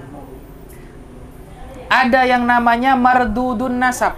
Apa mardudun nasab? Nasab yang tertolak adalah manid da'a ila qabilah wa lam yakun minhum thumma alimu tilkal qabilah bibutlanihi. Nah, ada orang-orang contohnya ngaku Ba'alawi, ternyata Ba'alawi yang lain menolak dia. Maka kasusnya ketika seperti ini, fasara hukmuhu indan nasaba annahu mardudun nasab. Maka hal yang seperti ini namanya nasabnya tertolak. Ada yang namanya majhulun nasab. Istilahnya, apa majhulun nasab? Dia masyhur sebagai dzurriyyah Nabi, tetapi di cross check tidak diketahui. Maka namanya majhulun nasab. Nah, ilmu-ilmu seperti ini tuh kan ada di kitab-kitab nasab itu. Ada semua. Sehingga bagi orang yang belajar biasanya lebih bijaksana untuk mengomentari dan menyingkapi apa yang terjadi pada saat ini. Gitu kira-kira Ustaz. Mungkin Gus, kalau mungkin masalah tadi ya, mungkin kita harus banyak membaca ya, kita harus literasi dengan kitab-kitab. Nah itu mungkin masukan juga untuk saya Ustaz Hakam, bagaimana caranya biar kita itu memastikan bahwa bahwa ini memang berkesinambungan, ini mutawatir. Itu gimana Gus? Mungkin secara singkat lah. Triknya memang harus mungkin ada mungkin yang belajarnya mungkin terus setengah-setengah akhirnya seperti itu gitu loh Gus. Jadi mungkin ini juga masukan buat para santri juga ya, bagaimana caranya kita bisa mendapatkan ilmu itu memang secara step by stepnya kan begitu Gus ya. Benar. Sambung menyambung sehingga apa yang kita sampaikan mungkin ketika kita berargumen itu juga benar-benar mantap gitu Gus. Nah itu menurut jenengan seperti apa sih sebetulnya mungkin gambaran untuk menjaga iman dan akidah kita ya, iya, terutama ya. Karena mungkin kan kitab itu mungkin kan banyak kan begitu Gus ya. Karangan ini banyak. Nah, itu supaya polemik-polemik seperti ini yang ternyata Nabi sudah di kitab yang istilahnya sudah tadi yang sudah mungkin jenengan sampaikan sudah ada lah di ujung sana bahwa Nabi sudah menyampaikan hal itu, kan tinggal kita sekarang harus yakin kan gitu Gus ya. Ya. Ada saja kadang kan yang itu enggak nyambung, syaratnya terputus, enggak mutawatir. Nah, itu gimana? Ya, itulah Ustadz. Jadi sahabat Abdullah bin Mas'ud itu kan pernah mengatakan begini. Manistanna falyastanna biman qad mata. Kalau mau ikut ulama yang sudah wafat. Kenapa? Karena yang masih hidup belum aman dari fitnah. Kita kalau sudah ikut ulama yang sudah wafat, kayak Hasyim Asy'ari, Said Murtadha Az-Zabidi, Imam Ibnu Hajar Al-Haytami, Yusuf Ad-Nabhani dan lain sebagainya itu aman, Ustaz. Aman. Jadi itu Gus ya. Ada itu perkataan salah satu timnya Imaduddin, Qori itu pernah bilang, ya kita harus ikuti ulama yang masih hidup. Andaikan saya disuruh milih nih antara Ki Hasyim Asy'ari atau Ki Imad, saya milih Ki Imad katanya.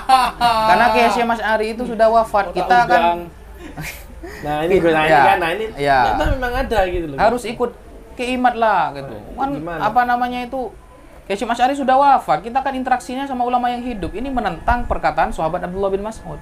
Sahabat Abdullah bin Mas'ud itu sudah jelas itu, manistanna falyastanna biman qad mata. Ya, kalau mau ikut ulama ya ikut ulama yang sudah wafat karena mereka sudah aman dari fitnah. Gitu. Dan ikutlah yang mayoritas. Nah, tidak akan tergiur dengan uang udah ya. Kalau sudah meninggalkan seperti itu. Nah, umat sama dengan imat ya. Nah, betul. Di Al-Quran kan sudah jelas Ustadz, kuntum khairu ummatin ukhrijat linnas ta'muruna bil ma'ruf wa tanhauna 'anil munkar. Umat Islam ini dulu Allah itu memilih Bani Israel sebagai umat pilihan. Allah dengan tegas mengatakan dulu, ya Bani Israel ulkuru ni'matiyallati an'amtu 'alaikum wa anni faddaltukum 'alal 'alamin. Dulu Bani Israel menjadi umat pilihan. Ketika Bani Israel gagal membawa dan mengajarkan apa yang telah disampaikan oleh para nabi Bani Israel, maka Allah memberikan umat setelahnya yang lebih baik, yaitu umat Islam. Maka Al-Quran sudah mengatakan innama yakhshallahu min ibadihi al-ulama. Yang benar-benar takut kepada Allah ini para ulama. Ulama ini ada dua, ada ulama ud-dunya, adalah ulama ul-akhirah. Nah, ulama dunia adalah ulama-ulama yang nilai-nilai akhirat dia jual dengan dunia. Sebaliknya ulama akhirat, semuanya mereka pasrahkan kepada akhirat. Nah, sehingga Rasulullah dengan tegas dalam Sahih Bukhari mengatakan bahwa innallaha la yaqbidul ilma intiza'an yantazi'uhu min qulubil ibad. Allah mencabut ilmu di dunia ini bukan caranya itu enggak dengan mencabut dari hati kita langsung lupa semua, bukan. Walakin yaqbidul ilma biqabdil ulama. Tapi Allah mencabut ilmu di dunia dengan cara mewafatkan para ulama. Hatta idza lam yubqi aliman, ketika di dunia ini sudah ada orang alim, maka ittakhadhan nasu ru'usan juhala, masyarakat akan mengangkat orang-orang bodoh menjadi ulama, menjadi kiai dan ustadz. Fasu'ilu fa'aftau bighairi ilmin, mereka ditanyakan masalah hukum, mereka menjawab tanpa ilmu. Fadallu wa adallu, seperti yang sekarang. Andaikan semua ahli fatwa di dunia mengatakan Ba'alawi sahih, nasabnya sambung kepada Nabi, maka aku tetap membatalkannya. Ini sudah ciri-ciri, Ustaz. Kalau ahli fatwa para ulama sudah ditolak, ya. Bahkan dia mengatakan bahwa Ba'alawi ini adalah keturunan Yahudi katanya. Nah, narasi-narasi kebencian seperti itu kan tidak ilmiah, Ustaz. Tidak ilmiah. Sehingga kita bisa melihat kita ini sebenarnya di barisan mana. Apakah barisan para ulama? Mereka sok-sokan mau mengatakan ayo PBNU mengadakan Basul Masail. Basul Masail itu dari tingkat desa sampai tingkat nasional, Ustaz. Kalau kita mendengarkan qala Ibnu Hajar Al-Haytami, kita taslim. Ibnu Hajar Al-Haytami berkata A, maka kita selesai. A. Kenapa? Beliau fiqh, terpercaya. Loh, ini malah Imam Ibnu Hajarnya yang dikritik. Ini kan itu namanya ngak-ngakan, Ustaz. Dem selendeman.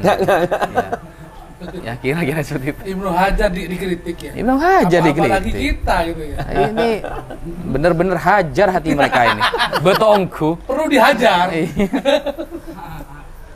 Ruwet ini kata saya. Iya. Itu memang menunjukkan bahwa apa Gus ya,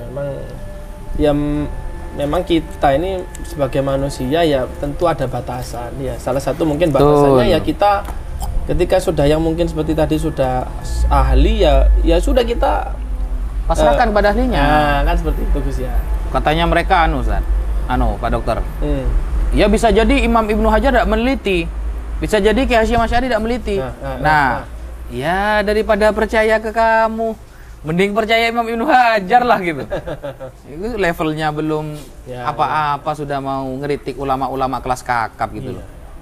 Wan baru jadi ulama di desanya aja sudah dibenci masyarakat, dia sudah keluar-keluar mau ngeritik Imam Ibnu Hajar yang levelnya sudah setingkat dunia gitu.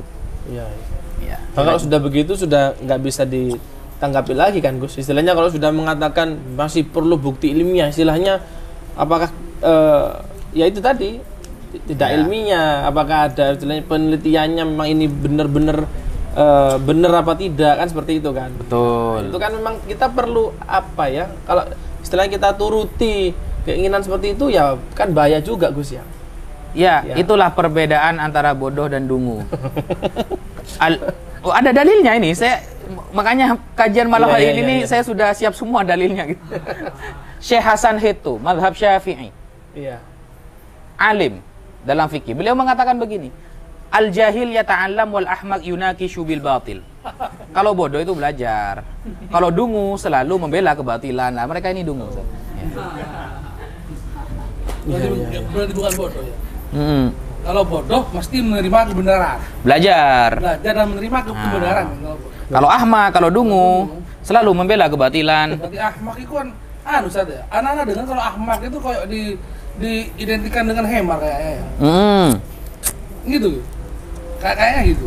Himar yahmilu asfaro. Ya, keledai yang bawa kitab. Bawa kitab. Iya.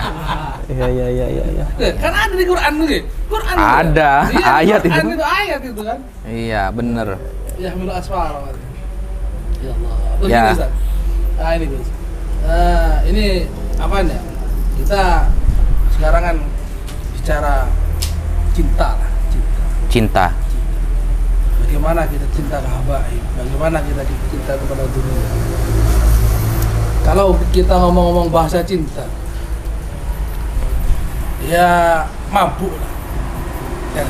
Istilahnya kita, kalau kita bilang bicara cinta, berarti kayaknya kalau kita bicara cinta, konsep syariat tuh kayaknya nggak masuk juga sebenarnya. Kayaknya seperti itu. Rasulullah pernah bersabda, Ustaz, hubbuka li syai'i yu'mi wa yusim. Cintamu pada sesuatu akan dapat membuat kamu buta dan tuli. Ya kan? Berarti kan konsep syariat kadang-kadang nggak masuk. Ya, kalau cinta sudah melekat, tai kucing pun rasa coklat. Oh gitu. Nah, terus gini, seumpama. Ya. Kita kan harus kata Nabi kan dianjurkan sudah kan kita itu untuk hubbul li ahli kan ya. Cinta kepada Ahlul Bait. Nah, cinta di sana itu ya apa? Apakah cinta di sana itu kayak tadi itu tidak ya apa sih cara ngomongnya itu? Jadi batasan cinta itu bagaimana? Kan begitu. Gitu loh. Ahlul Bait. Ya. Batasan cinta itu harus sesuai syariat. Maka ada istilahnya gulu, Ustaz. Gulu ini ekstrim. Kita kan tidak boleh gulu kan? Oh, nggih. Tidak boleh ekstrim. Terlalu mencintai sampai menghalalkan sesuatu yang haram, tidak boleh. Karena syariat sudah tertata dan sudah selesai. Nah, sehingga kalau cinta kita itu membuat kita buta dan tuli dan sampai mengharamkan perkara halal atau sebaliknya, jelas tidak boleh. Ya, tidak boleh. Sehingga gulu adalah sesuatu yang sudah sampai melanggar batasan syariat. Ya, kata Sayyid Muhammad itu ya. Jadi ekstrim adalah sesuatu yang sudah melanggar syariat. Kita cinta kepada Ahlul Bait sesuai dengan syariat yang dibawakan oleh Rasulullah. Kita mencintai Ahlul Bait dan keturunan Nabi sesuai yang disampaikan oleh para ulama. Tidak lebih dari itu. Sehingga ketika ada salah satu habaib contohnya melakukan salah, kewajiban kita sebagai orang yang cinta, kita tegur. Kita mencintai istri kita, maka kita tidak rela aurat istri kita dilihat oleh orang lain. Dengan cara kita menyuruh istri kita untuk menutupi auratnya. Itulah cinta yang hakiki, Ustaz. Islam tidak pernah melarang orang-orang untuk jatuh cinta, tapi Islam selalu melarang hal-hal buruk yang di atas namakan cinta. Begitu kata Syekh Ramdhan Al-Buti. Ya Allah. Ini mungkin perlu diulang lagi. Berat. Biar dibuat status gitu kan.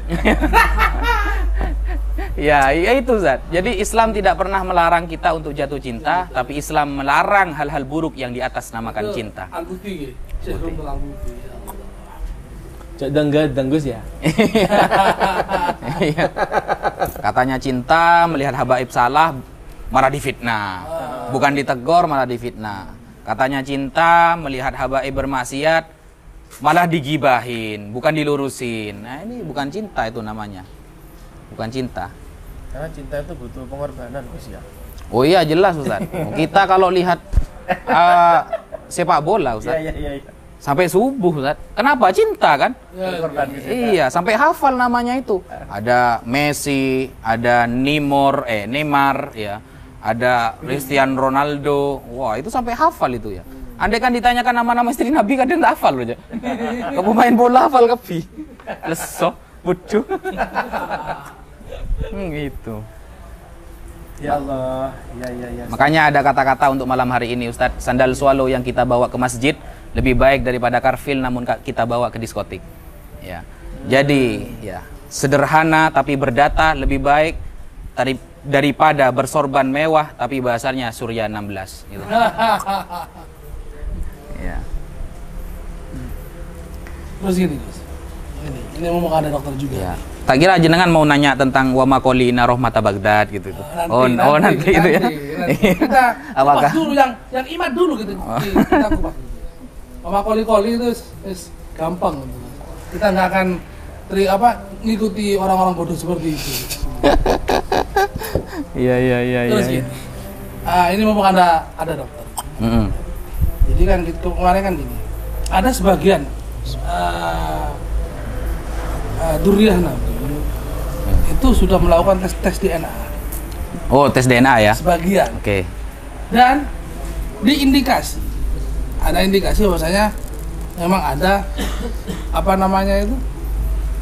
yang ada turunan-turunan dari Yahudi. Nah, sedangkan kemarin kita ngomong-ngomong sama teman-teman masalah tes DNA ini. Ya. Setelah diteliti, katanya ya Allah alam, katanya teman-teman itu karena juga masih belum tahu anunya di mana, kitabnya di mana. Teman-teman gini, loh, memang ada di atasnya Nabi itu ada yang memang dari turunan Yahudi gitu. Datuk-datuknya Nabi gitu. Ya. Ya kalau kita mau jujur-jujuran Ustaz, Yehuda kan bin Yakub Ustaz. Iya. Enggak, maksudnya maksudnya gini loh. Yang kita tahu kan Nabi Ismail ke bawah itu kan turunan laki itu sampai ke Nabi. Itu enggak ada sempalan katanya. Sempalan itu di mana gitu loh. Itu ada istrinya dari siapa? Itu memang dari kalangan Bani Israel gitu ya. Dari Bani Israel, perempuan. Ada perempuan yang memang dari kalangan Yahudi. Gitu loh. Terus?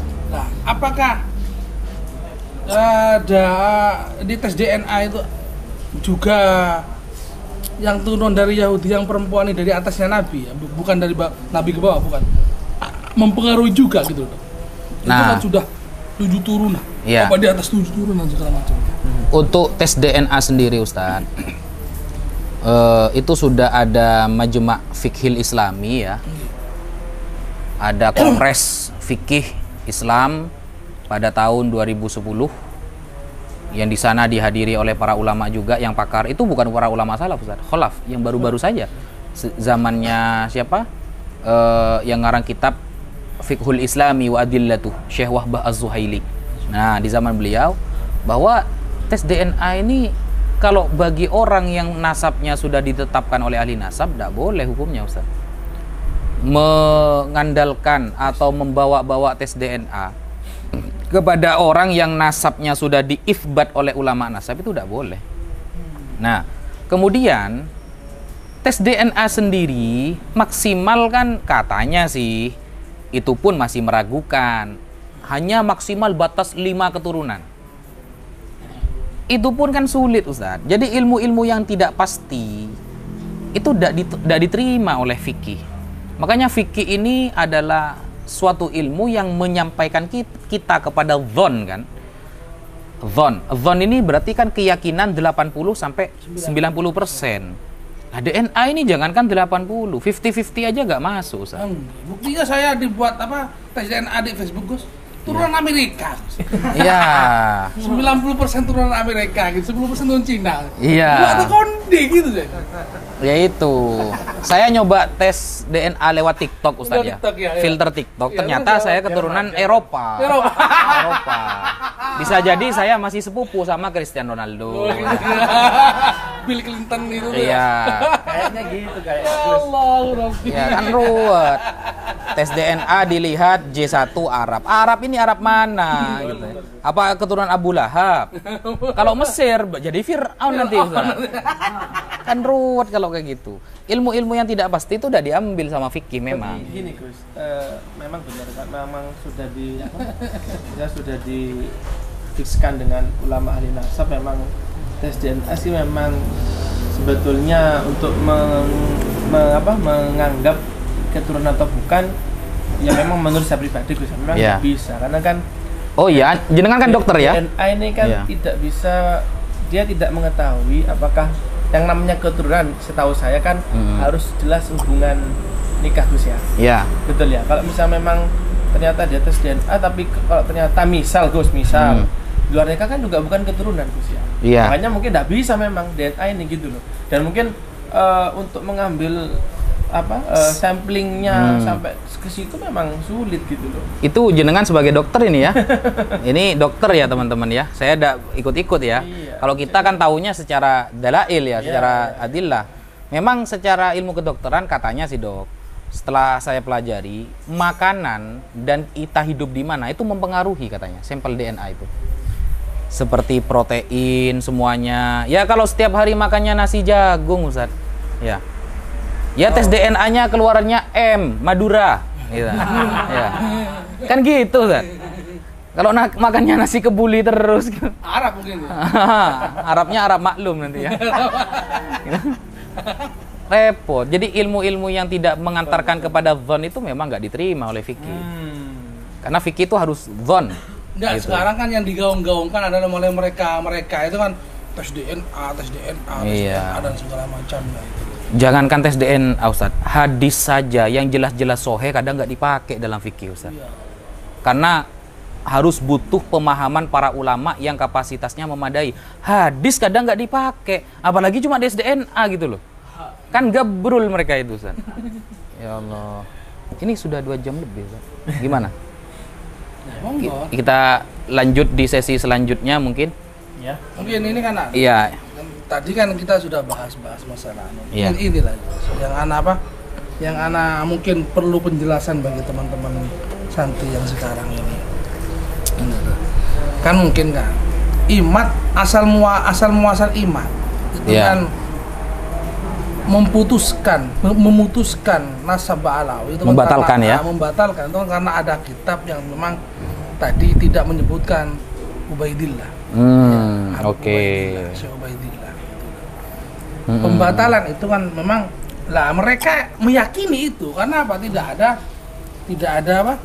tidak ada yang menyebut, ada sebagian dari kitab nasab yang tidak menyebutkan Ubaidillah. Ubaidillah. Gimana cara menyikapinya gitu ya? Nah, itu kan dibuat framing terus. Iya. Sama mereka itu. Gitulah Ustadz. Jadi memang kita itu kalau belajar sebuah ilmu tidak sistematis, larinya ngawur. Ilmu apapun kalau gak sistematis ngawur Ustadz. Tukang tambal ban mau mengobati orang sakit gigi, giginya mau ditambal pakai tambal ban, ya ancur bilok colon Ustadz gitu. Udah karen Ustadz gitu. Kompresor. Iya, nggak bisa Ustadz gitu. Contohnya begini Ustadz, saya kasih ilustrasi dulu ya, perbandingan dulu. Imam Nawawi itu pernah mengatakan, dan ini masyhur, bahwa Imam Syafi'i berpendapat bacaan Al-Quran kepada mayit itu tidak sampai. Kita dengar kan? Banyak masyhur bahwa Imam Syafi'i berpendapat bacaan Al-Quran kepada mayit itu tidak sampai pahalanya. Nah, perkataan Imam Syafi'i ini dikutip oleh Imam Nawawi. Kalau kita lihat di fikih-fikih yang benar-benar karya Imam Syafi'i, nggak nemu kalimat ini. Apakah kita berani mengatakan Imam Nawawi bohong? Sayyid Murtada Az-Zabidi, orangnya fiqh, mensyarahi Ihya'u Ulumiddin. Ya, namanya kitab Ithafus Sada Al-Muttaqin bi Syarhi Ihya'i Ulumiddin. Beliau mengatakan bahwa Al-Ubaidili atau Al-Ubaidili yang hidup pada abad ke-4 atau ke-5 itu mengatakan bahwa anaknya Ahmad bin Isa Ar-Rumi An-Naqib itu ada yang bernama Ubaidullah atau Abdullah. Kita cek nih, seumpama kitab-kitab Ubaidili, gak ada nih. Apakah kita berani mengatakan Sayyid Murtada Az-Zabidi bohong? Ya. Sama seperti kasus tadi, Imam Nawawi mengutip perkataan Imam Syafi'i, bacaan Al-Quran tidak sampai kepada mayit. Kita lihat di kitab-kitabnya Imam Syafi'i, kok tidak ada? Apakah Imam Nawawi bohong? Kan begitu. Kan konsepnya tidak seperti itu. Ini sebelum kita jawab manuskripnya ya. Nah, ilmu kalau sudah gak sistematis, itu akan ngawur. Makanya para ulama dalam kaifiyatu itsbatin nasab, contohnya kitab yang salah satu metodenya dipakai oleh Imaduddin ini adalah kitab Al-Muqibun yang ditulis oleh Sayyid Mahdi Ar-Raja'i. Beliau metodenya dipakai tapi itsbatnya gak dipakai. Padahal beliau mengisbat Ba'alawi sahih, mutawatir. Metodenya dipakai tapi anunya gak dipakai. Imad kan tidak pernah berguru tentang ilmu nasab Ustaz. Dia gurunya dari siapa? Dia di Google. Ya, Mbah Google gitu. Nah, sehingga ilmunya di-download di Play Store. Karena RAM-nya itu HP-nya 2 GB, yang di-download game yang 8 GB ngeblank langsung. Ngeblank. Berguru Pak Aki Gufron. Nah, wa maqali inna rahmata bagdak akhirnya. Iya. Ya kan seperti itu, ngeblank. Cara pengisbatan nasab ini kan kalau dalam Al-Muqibun, Sayyid Mahdi Raja'i itu ada 4 caranya. 1, ayyura khatun nasabah mawfukun bihi yu'rafu khattuhu wa yatahaqqaquhu. Memang ada tulisan ahli nasab ya, yang terpercaya, yang fiqh, yang sudah tertahqiq bahwa orang ini keturunan ini. Cukup disebutkan saja itu sudah mengisbat. Nah, lafadznya adalah turuk, kaifiyatu turuki isbatin nasab, turuk. Torikoh, turuk ini jamak dari torikoh, cara. Namanya cara, salah satu saja kena, selesai. Beda sama syarat Ustadz ya. Orang yang sebelum sholat itu memiliki beberapa syarat. 1 harus suci, kemudian 2 harus Islam, kan begitu. 1 saja tidak kena, maka hilang semua. Beda sama torikoh, cara. Kalau cara lewat cara perjalanan ke Banyuwangi, 1 lewat Probolinggo, 2 lewat Lumajang, maka lewat manapun selesai, nyampe ke Banyuwangi. Nah, kecuali syarat. Kalau syarat, maka 1 tidak kena, semuanya hilang. Nah, apakah ada syarat itu harus kitab sezaman gitu? Nggak ada. Ya meskipun ada ya, nanti Ubaidillah ini ada. Buktinya Sayyid Murtada Az-Zabidi berani mengatakan Al-Ubaidili mengatakan Ahmad memiliki anak Ubaidillah. Lalu menfitnah Habib Abu Bakar Asyakron. Dialah pertama kali yang mengatakan Abdullah itu adalah Ubaidillah. Oh, padahal sebelum itu sudah ada. Sudah ada. Menfitnah akhirnya kan. Sehingga Sayyid Mahdi Ar-Rajai ketika mentahqiq kitab Syajarah Mubarakah. Kitab Syajarah Mubarakah yang diagung-agungkan oleh grupnya Imad itu, dinisbatkan kitab itu adalah karya Al-Imam Fakhruddin Muhammad bin Umar bin Husain Ar-Razi. Nah, kitab itu menyebutkan bahwa Ahmad ini falahu thalathata banin, memiliki 3 anak.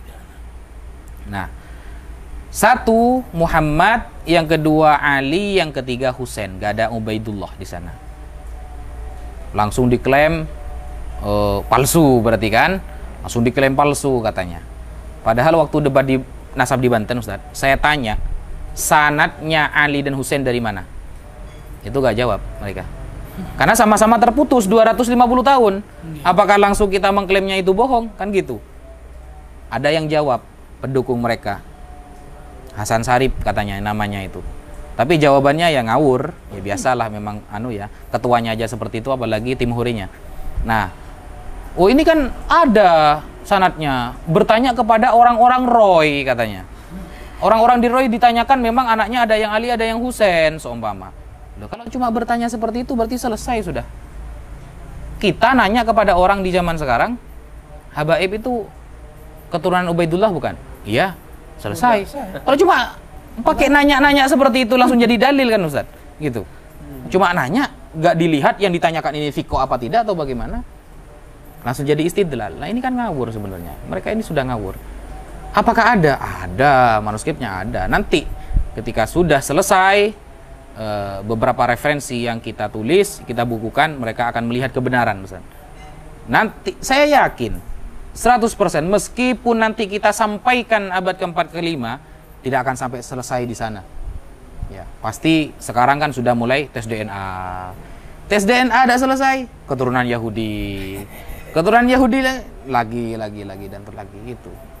Jadi mereka ini sebenarnya bukan mencari kebenaran, tapi mereka ini sebenarnya sedang belajar bahasa Suryani gitu Ustaz. Ya, gini lagi. Kalau mereka bilang bahwasanya itu keturunan Yahudi dan segala macam. Sedangkan di Yahudi sendiri, ya, itu turunannya itu bukan pakai turunan ayah, bapak kan gitu. Gimana Ustaz? Turunan Yahudi. Ya. Yang sekarang tercatat oleh orang Yahudi itu bukan dari ab, dari perempuan. dari Itu. Ya, sebagian Ustaz. Tapi tidak semua. Tapi kan kalau memang mereka tuh bilang dari Yahudi, Yahudi sendiri tuh anunya kelium gitu loh, bukan keliab. Ya. Berarti kan sudah bertentangan itu, Ustaz. Ya, repot Ustaz. Giliran Habaib dikatakan di Yahudi-Yahudikan. Tapi tes DNA karya orang Yahudi dipakai, kan ruwet. Seolah-olah benci sama Yahudi kan ya. Mau bencilah sama Yahudi kan, sehingga Habaib ini di Yahudi-Yahudikan. Tapi tes DNA gerapan orang Yahudi dipakai. Iya. Keblinger mereka ini. Keblinger gitu. Susah memang. Teori nasab nggak seperti itu, nasab itu. Sehingga kalau mau benar-benar mengkaji ilmu nasab, ya kita ikut ulama nasab, selesai. Jangan lalu meneliti sendiri, membuat metode sendiri seolah-olah mau jadi mujaddid, tapi modalnya hanya Google. Ya. Kalau seperti itu ya semua orang jadi mujaddid. Itu bukan mujaddid, mufsid. Makanya saya katakan dia itu imaduddin faqat hadamaddin. Iya. Terus gini loh, Andi, dengan nyinggung bahasa-bahasa Suryani. Ya. Itu apakah memang ada bahasa Suryani itu? Ada. Ada nih. Ada, tapi nggak sesempit daun kelor yang disampaikan si Sugi. Nama aslinya Sugi, Ustaz. Oh, Sugi. Iya, Gufron itu katanya sih nama aslinya Sugi, sudah viral itu. Entah apa Sugiarto, Sugiono, saya tidak paham gitu. Yang penting namanya Sugi gitu. Sugi miskin, Ustaz. Iya, masa bahasa Suryani cuma mufradatnya cuma 3. Inna, Rohmatan, Makoli. Makoli, apa Makoli ini kata saya. Nah, itu kalau saya pernah dengar, Ustaz. Mungkin kalau saya pernah dengar, mungkin bisa diluruskan. Bahasa-bahasa Suryani itu bahasa-bahasanya Nabi Sis katanya. Pernah dengar seperti itu. Iya. Ada yang mengatakan seperti itu memang. Nabisis. Pada zamannya Nabisis. Putranya Nabi Adam. Nah, itu makanya banyak Jabroil, Kasfayail. Ya, semacam itu. Iya. Coba cari yang makoli ada apa enggak? Sampai kiamat gak ada itu. Nggak ada. Iya. Saya punya gitu loh. Sampai Dajjal keluar 2 kali gak ada itu. Nggak ada. Bukan 2 kali. Mungkin gitu. Mungkin itu butuh penjelasan. Jadi bahasa Suryani itu kalau gini aja. Kalau menurut saya gini. Di bahasa Injil saja. Bahasa Injil itu kan bahasa Aramaik. Aramik ya. Ada Ibrani juga ya. Ibrani itu Taurat. Taurat ya. Itu sudah tidak terdeteksi dari sekarang. Nah, Iya. nggak ada yang make gitu loh. Iya. Kok ini bahasa Suryani, bahasa yang di atasnya Taurat, bahasa yang di atasnya Injil. Itu Kalau kok Ibrani meskipun gak ada yang make masih tercatat, Ustaz. Tercatat. Iya, ya Suryani juga sebenarnya juga bisa dipelajari, tapi kan gak ada yang make memang. Yang make hanya sebagian kecil saja. Kayak Ibrani. Ibrani itu mirip-mirip Islam, Ustaz. Mirip-mirip bahasa Arab ya. Ukhtun akhot kalau di Ibrani. Ukhtun kalau kata kita saudara perempuan akhot. Kalau akhun itu dan lafaz-lafaznya juga sama, alif, dalet gitu. Mirip-mirip karena serumpun dengan bahasa Arab. Nah, kalau apa namanya itu bahasa Aramaik mirip-mirip juga. Dajjal kata kita di Aramaik daggale. Mirip-mirip, Ustaz. Makoli ini mirip apa, Ustaz? Makoli ini, aduh. Tadi yang sayur di pasar itu brokoli tapi itu. Ya. Ruwet ini. Enggak loh, karena itu kan ada rumusnya itu kan ya. Kayak abjadnya gitu loh. Itu kayak abjadnya jimat gitu saya. Bukan itu bahasa anu saya. Itu bukan abjad, Ustaz. Nomor togel paling. Nomor togel. Parah. Masa Ya Allah. ruwet. Ya apa dokter? Mungkin Ustaz. Ya. Sekarang dari apa kesimpulannya gitu. Kesimpulan. Ya. Mungkin dari jenengan dulu. Penutup ya. Ya, langsung dari Closing statement istilahnya ya. Langsung gimana Gus? Langsung Ya, aja. alhamdulillah. Kita menyikapinya seperti apa? Alhamdulillah di sini ada Ustadz Hakam, ada Pak Dokter siapa panggilannya? Fahmi. Pak Dokter Fahmi yang sudah menemani Al Fakir untuk ngobrol ilmiah. Ini ngobrol ilmiah teman-teman ya.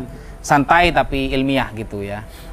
Nah, di sini alhamdulillah closing statement dari kita bahwa hanya satu cara agar kita selamat dari akidah yang tidak benar dan selamat dari fitnah-fitnah di akhir zaman. Sebenarnya untuk closing statement ini saya ingin menyampaikan sabda terakhir dari Rasulullah SAW, bukan sabda terakhir ya, maksudnya sabda yang pernah disampaikan oleh Rasulullah. Kata Rasulullah, la tunqadhanna urul islami urwatan. Sungguh ajaran Islam ini akan diputus satu demi satu. Fakullama intaqadat urwatun, ketika sudah ada satu ajaran yang diputus, tashabbathan nasu billati taliha. Orang-orang akan berkasak-kusuk untuk memutus ajaran selanjutnya. Awwaluhunna naqdul hukum. Yang pertama kali diputus adalah cara berhukum dengan hukum Allah. Sekarang tidak kita temukan negara-negara yang sudah mulai konsisten dengan hukum Allah. Sudah mulai banyak berkurang dari hukum rajam, hukum potong tangan, semuanya sudah mulai tidak konsisten. Nah, wa akhiruhunna as-shalah. Dan hukum terakhir yang akan diputus adalah ajaran sholat. Termasuk ajaran sekarang yang akan diputus oleh orang-orang dan bahkan sudah disebarkan dan diputus adalah ajaran mencintai ahlul bait Nabi, ajaran mencintai keturunan Rasulullah SAW sudah mulai diputus oleh orang-orang ini.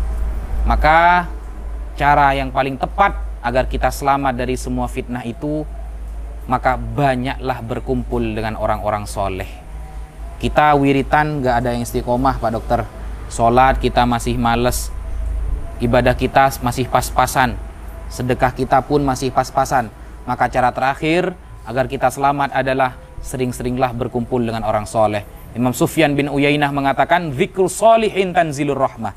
Kita bercerita tentang orang soleh saja bisa menurunkan rahmat, apalagi kenal dengan orang soleh, apalagi kumpul.